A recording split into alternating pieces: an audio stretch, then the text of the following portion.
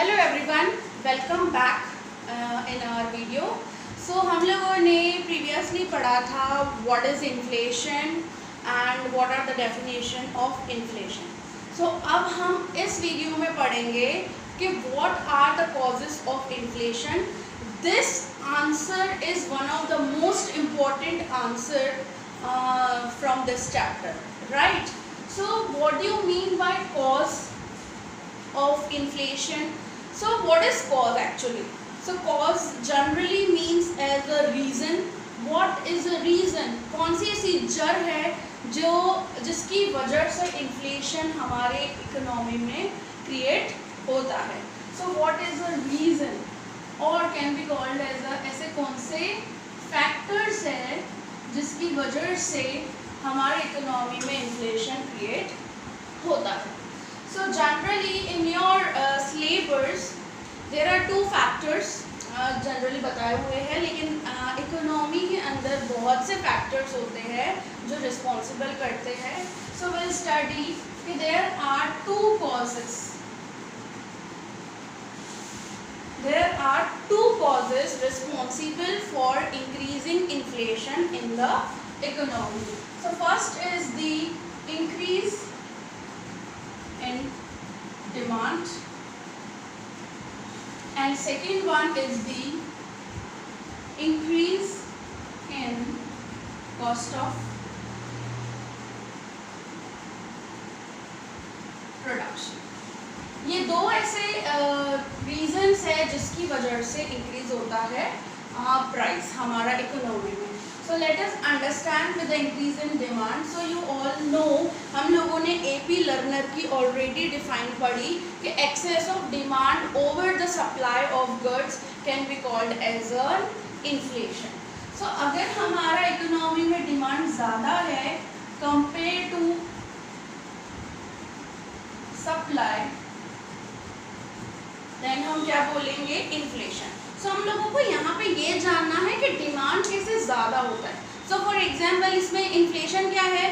This is a demand, actually this is a supply. तो अब supply क्या हो गई है? डाउन हो चुकी है या तो कांस्टेंट ही है. So this imbalance creates the price rise in the economy. Okay, so demand कैसे बढ़ती है?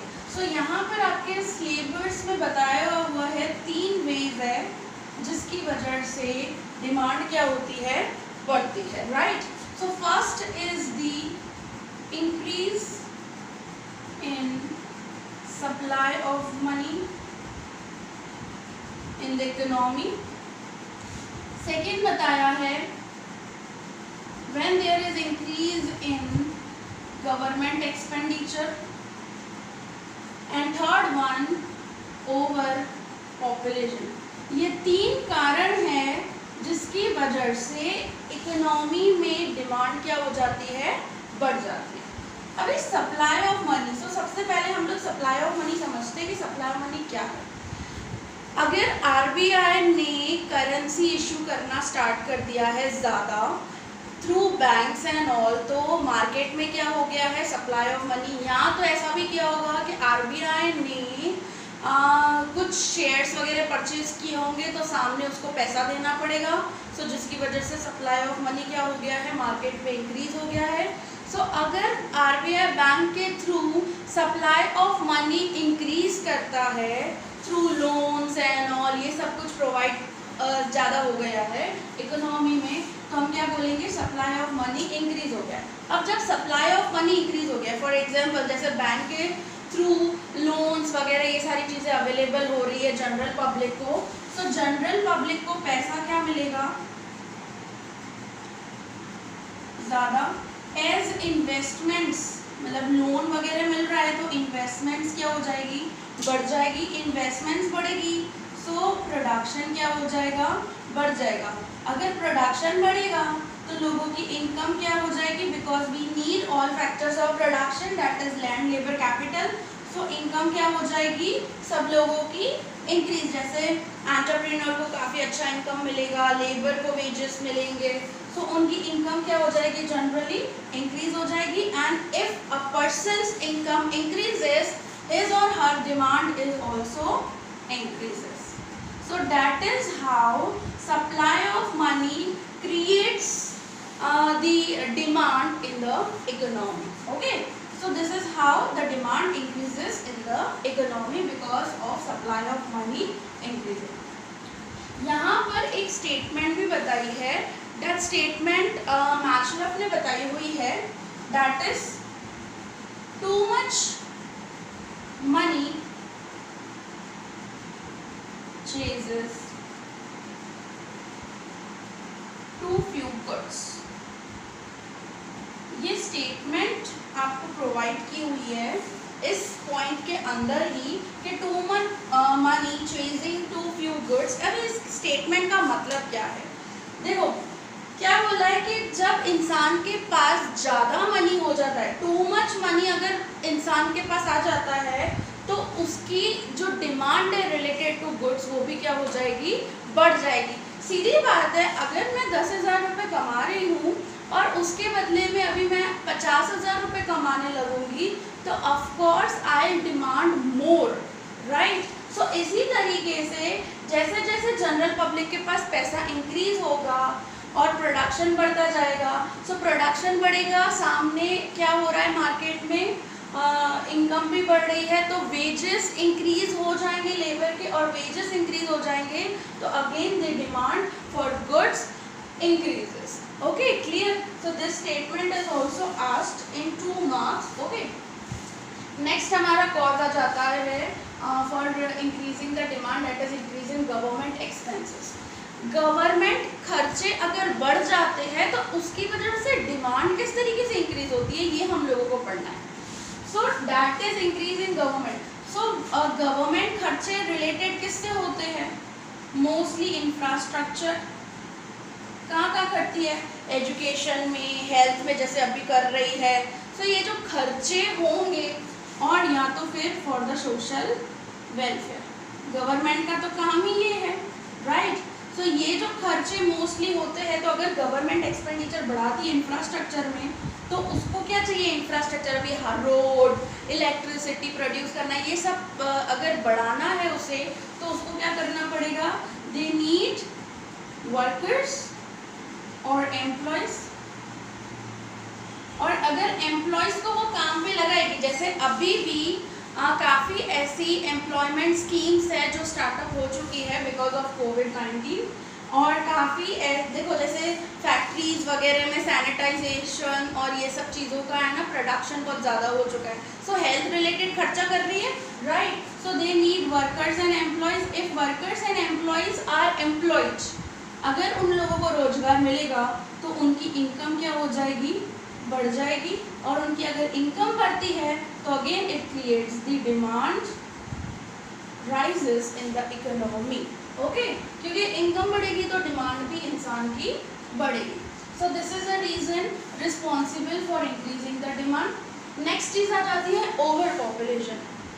एक सीधा एग्जाम्पल मैं आपको बताऊं तो ओवर पॉपुलेशन का, कि फॉर एग्जाम्पल आपके घर में आप 4 जने रहते हो, ये mom, dad, 1 brother and you, ठीक है, 2 भाई है या 2 बहनें हैं या वॉट एवर। ओके, सो अगर किसी भी बहन या भाई की शादी हो जाती है, जैसे फॉर एग्जाम्पल मैं भाई का इधर एग्जाम्पल लेती हूँ कि एक भाई की शादी हो जा रही है तो उसकी वाइफ घर में आएगी, राइट। सो एक मेंबर घर में इंक्रीज हुआ। अब एक मेंबर इंक्रीज हुआ तो डिमांड भी तो बढ़ेगी उसके साथ साथ कमोडिटीज़ वगैरह की, क्योंकि आप पहले 4 जने थे, अब 5 जने होंगे, फिर बेबी होगा, ये सारी चीज़ें प्रोसेसिंग जाएगी, मतलब घर में 4 की जगह पे 5, 6, 7 जने बढ़ते जाएंगे, राइट। सो जिसकी वजह से क्या हो जाएगा? एक्सपेंडिचर हाई हो जाएगा। तो उसके अकॉर्डिंग एक्सपेंडिचर कब ज़्यादा हो रहा है? जब हम डिमांड ज़्यादा कर रहे हैं। तो सेम एज इट इज़, अगर देश में पॉपुलेशन बढ़ती जा रही है तो लोगों को चाहिए भी तो सही ना, फूड ग्रेन्स, रहने खाने पीने सबके लिए चीज़ें। So if population increases then demand for goods and services increases. देखो, सो किस तरीके से डिमांड हमारी इंक्रीज हो रही है इकोनॉमी में। So these 3 reason reasons are responsible for increasing in the demand, and increase in demand creates the inflation in the economy. यहाँ पे दोनों चीज़ें आएगी. Increase in demand increases but the supply cannot increase at that medium. Clear? So this increase in demand is also called demand pull inflation. What? Demand pull inflation हम इसको बोलते हैं, क्योंकि डिमांड क्या करता है, मजबूर करता है, खींचता है अपनी तरफ प्राइस राइस को, कि भाई डिमांड बढ़ती जा रही है तो प्राइस क्या होती जा रही है, बढ़ती जा रही है, अपनी तरफ खींचता है. So that is why it is called as a demand pull inflation. Okay, so this is the one reason responsible for it. Second reason आ जाता है that is increase in cost of production. एक सीधी चीज़ आपको मैं बताऊं. सो आप लोगों ने पढ़ी हुई है CP plus profit equals to selling price, right? Okay, अब जो सीपी है, so what is CP? This is a cost of production, जो यहाँ पे ये चीज़ दी हुई है. प्रॉफिट और ये सेलिंग प्राइस मतलब क्या है आपका प्राइस. अब कॉस्ट की वजह से अगर कॉस्ट बढ़ जाता है तो प्राइस कैसे बढ़ेगा, वो अपने को चीज़ समझनी है. अब जो कॉस्ट हम लोग कैलकुलेट करते हैं, so there are two ways, fix cost and variable cost equals to total cost, right? ये हम लोगों ने पढ़ा हुआ है. सो अगर मैं इधर देखूं कि वेरिएबल कॉस्ट में for example I take a material. Okay, so पहले मेरी एक यूनिट की जो कॉस्ट थी वो 100 रुपये थी और जो प्रॉफिट था वो 20 था और मेरी जो प्राइस क्या हो गई 120 फॉर एग्जांपल. ओके, लेकिन अगर मटेरियल का प्राइस बढ़ गया, फॉर एग्जांपल या तो वेजेस मैं ज़्यादा प्रोवाइड कर रही हूँ लेबर को, सो टेक 120, 100 की जगह पे मेरी कॉस्ट क्या हो गई 120. Take profit as a constant, कि भाई प्रॉफिट में नहीं बढ़ा रही हूँ अपना, और इधर क्या हो जाएगा सेलिंग प्राइस क्या हो जाएगा increase. So that leads to the price rise because of increase in the cost of production. Okay, so इस तरीके से अगर कॉस्ट बढ़ती है जिसकी वजह से हमारा प्राइस क्या हो जाता है, बढ़ जाता है, it is also called as a cost push inflation. यहाँ पे क्या किया, इसकी वजह से ये फोर्स ऐड हुआ ना यहाँ पे, जिसकी वजह से क्या हो गया, मेरा प्राइस राइज हो गया. So this reason is also responsible for increasing in the price in the economy. Okay, एक थोड़े अदर रीजंस भी यहाँ पर दिए गए हैं आपको बुक में, जैसे फॉर एग्जाम्पल टैक्स. अगर इनकम टैक्स मतलब डायरेक्ट टैक्स अगर बढ़ जाती है फॉर एग्जाम्पल एक कमोडिटी में, सो से फॉर एग्जाम्पल एक कमोडिटी की कॉस्ट 100 थी, उसके ऊपर पहले टैक्स लगता था 10, ठीक है, फिर उसका प्रॉफिट और फिर इक्वल्स टू हमको क्या मिल जाएगी यहाँ पर सेलिंग प्राइस. लेकिन ये जो टैक्स है उसको अगर मैं बढ़ा दूँ तो मेरी कॉस्ट क्या हो जाएगी, this is actually the profit and this is selling price. ठीक है, अगर मैंने 10 की जगह पे टैक्स अगर बढ़ा दिया फॉर एग्जाम्पल, सो यहाँ पे क्या हो जाएगा 140. सो यहाँ पे क्या हो गया, सेलिंग प्राइस मेरा बिकॉज ऑफ टैक्स क्या हो गया, इंक्रीज हो गया, राइट? सेकेंड चीज आ जाती है इम्पोर्ट ड्यूटी. मैं एक्चुअली मटेरियल जो था मैं वो बाहर से मंगवा रही हूँ और वहाँ पर अगर वो मटेरियल पे इम्पोर्ट ड्यूटी अगर ज़्यादा लगा दे, से फॉर एग्जांपल पहले 5% इम्पोर्ट ड्यूटी लगती थी तो अभी 6 या 7% इम्पोर्ट ड्यूटी लगती है, जिसकी वजह से अगेन मटेरियल का प्राइस क्या हो जाएगा, बढ़ जाएगा, जिसकी वजह से कॉस्ट बढ़ जाएगी और कॉस्ट बढ़ेगी तो मेरा सेलिंग प्राइस भी क्या हो जाएगा, बढ़ जाएगा. यहाँ पे ये ध्यान रखना है कि हम लोगों को प्रॉफिट में कोई चेंजेस नहीं करने हैं, क्योंकि चीज़ जो इंक्रीज हो रही है फॉर एग्जांपल या तो मटेरियल में या तो इलेक्ट्रिसिटी एक्सपेंसेस या तो रेंट वगैरह, ये सारी चीज़ें बढ़ रही है.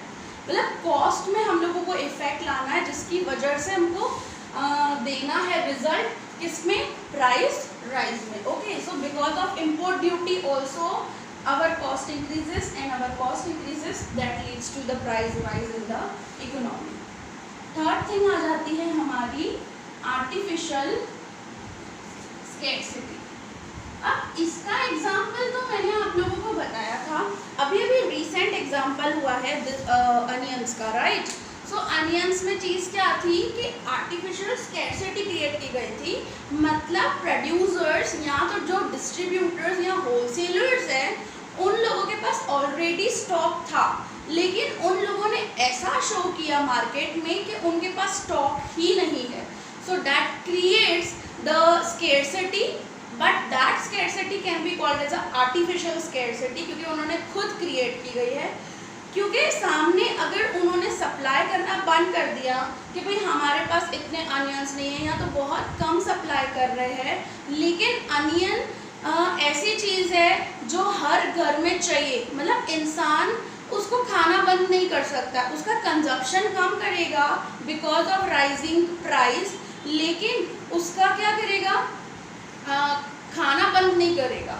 सो हम लोगों को क्या यहाँ पे बताया कि because of artificial scarcity supply क्या हो जाता है हमारा डाउन, और डिमांड क्या है, डिमांड तो उतनी ही है मार्केट में, जिसकी वजह से मार्केट में क्या हो जाएगा, अनियंस का प्राइस राइज हो जाएगा. So this that is how artificial scarcity creates the situation of price rise in the economy.